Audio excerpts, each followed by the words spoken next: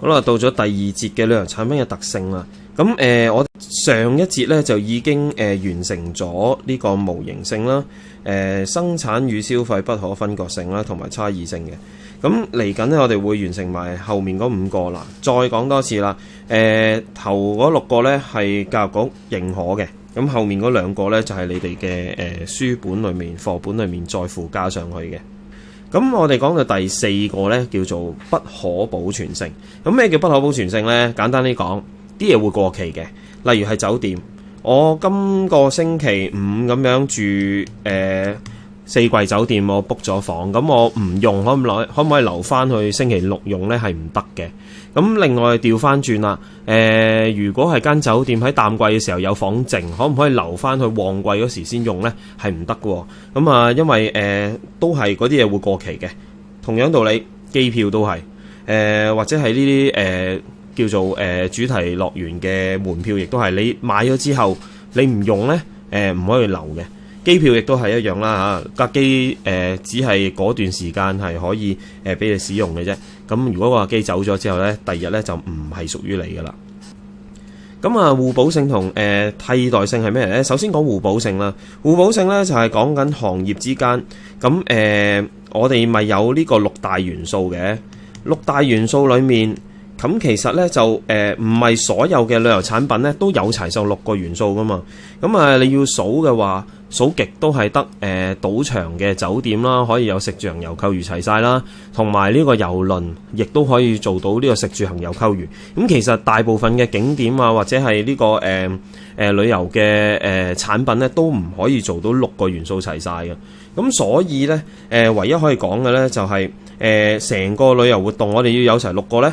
就其實要好多唔同嘅類型嘅旅遊產品啊，結合埋一齊，先至可以形成一個有齊晒食住行遊購娛啊6大元素嘅一個旅遊產品嘅。咁除咗呢樣嘢之外咧，就係一個叫可替代性替代性啦，或者叫做咁旅遊產品本身可以替代嘅。例如 A 酒店做得唔好，咁啊令到你唔開心啦。咁啊 B 酒店咧我哋下次咪住 B 酒店咯啊 OK。咁 B 酒店可能令到你開心啦嚇，咁啊甚至 A 酒店啊今次滿咗啦，咁啊唯有去住 B 酒店啦，咁係可以替代嗰啲嘢。咁景點本身都可以替代嘅，例如係有個景點係有啲問題去唔到，咁我哋可能會揀另外一個地方去咁樣嘅。旅行團就比較難去做呢樣嘢，咁但係如果係自由行呢，咁你可以選擇噶嘛。咁啊，另外啦，仲有交通工具啦。我哋可以用唔同嘅交通工具去目的地嘅。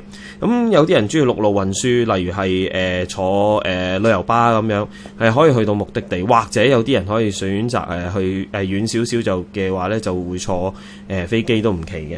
咁有啲地方係可以兩樣嘢都可以用到啦。咁俾多一個例子你啦。假設如果我去廣州旅行，咁我可以用啲咩方法去咧？除咗話旅遊巴之外咧，我哋亦都可以坐船嘅。其實。咁另外啦，跟住落去咧就係呢個不可擁有及不可轉移。咁我哋要知道啦，擁有咧其實包括咗係擁有權，咁同使用權咧係好唔同嘅嘢嚟嘅。我哋搭飛機，咁我哋其實係擁有架飛機啊，定係使用架飛機咧？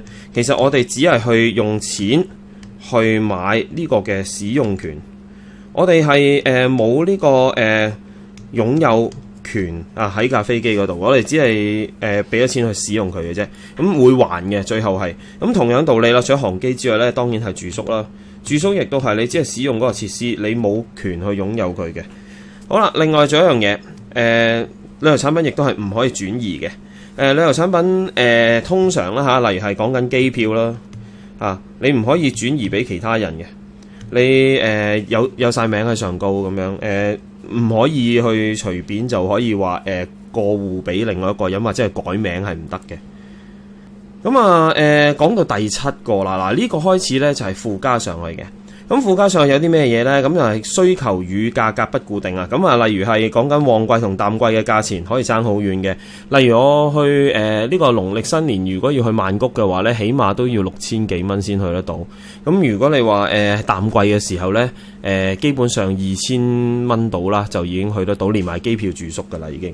咁啊，另外就天氣嘅影響啦，天氣其實都好有影響嘅，即係嗰個嘅價錢啊，等等嘅，或者個需求嘅，例如係天氣差嘅話咧，咁可能咧就會少啲遊客啊，少啲需求去嗰個地方嗰度，會跌嘅個需求。OK， 咁啊，但係如果係天氣好嘅話咧，就可能會好啲啦。但係調翻轉頭咯，落雪究竟係好定係差咧？落雪可以係需求差啊，例如去嗰個地方交通造成不便，咁啊呢個咧係會導致到差嘅。OK， 咁但係調翻轉頭滑雪勝地咧，滑雪勝地嘅話咧，咁可能咧如果係落大雪，可能對於佢嘅需求係會好喎。咁啊價格亦都係會受到影響啦呢一個。咁啊，另外仲有一樣嘢就係匯率啦，匯率亦都會影響到需求嘅。而家日本嘅匯率係幾多啊？而家嘅匯率咧大概係徘徊喺7.3左近啦。咁啊，如果嚟緊咧，可能因為美國大選啊，咁突然間啲股市咧有波動。咁啊，日元咧將會咧下降到6.5啊！聽聞啦呢個 OK， 咁會有啲咩情況發生啊？我哋兌換日元嘅時候用少咗錢，亦都可以換得到。咁啊，即係咧會增加咗由香港去日本嘅人嘅意欲咯。OK， 個需求咧就會增加咗啦。咁呢個咧就係其中一種影響嗰個旅遊產品嘅因素啦。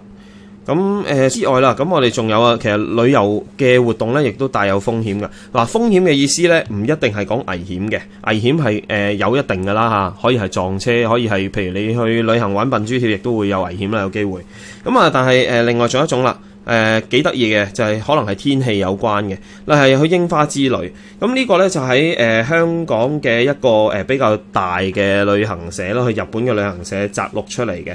咁你見到呢，就可能呢會有啲櫻花嘅欣賞季節啦喺日本，但係呢，通常呢嗰啲廣告呢會有好細隻字寫住嘅。睇唔睇到櫻花呢係要視乎當地嘅天氣狀況而定啦。係唔包保睇到嘅。保險係唔包嘅呢啲，即係就算係成團啦，咁要去啦，咁去到係冇櫻花睇呢，都係純粹睇下好唔好彩嘅啫，咁樣嘅。咁啊，所以呢，其實呢去旅行呢，其實本身都會帶定一定嘅風險，未必會去到睇你想要睇嘅地方。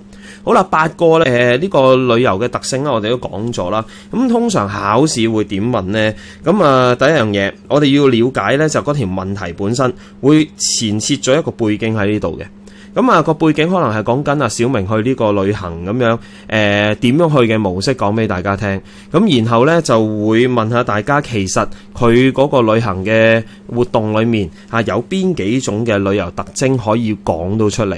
有啲情況下呢，佢可能淨係講前半部，例如淨係話俾你聽佢去搭船去某個地方，咁你就只可以某啲嘅旅遊特徵呢係可以合適喺呢個問題裏面用啦。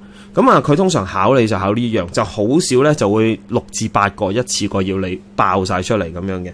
咁啊，所以咧答題嘅時候咧就要小心啲啦。咁邊類型嘅題目會有呢？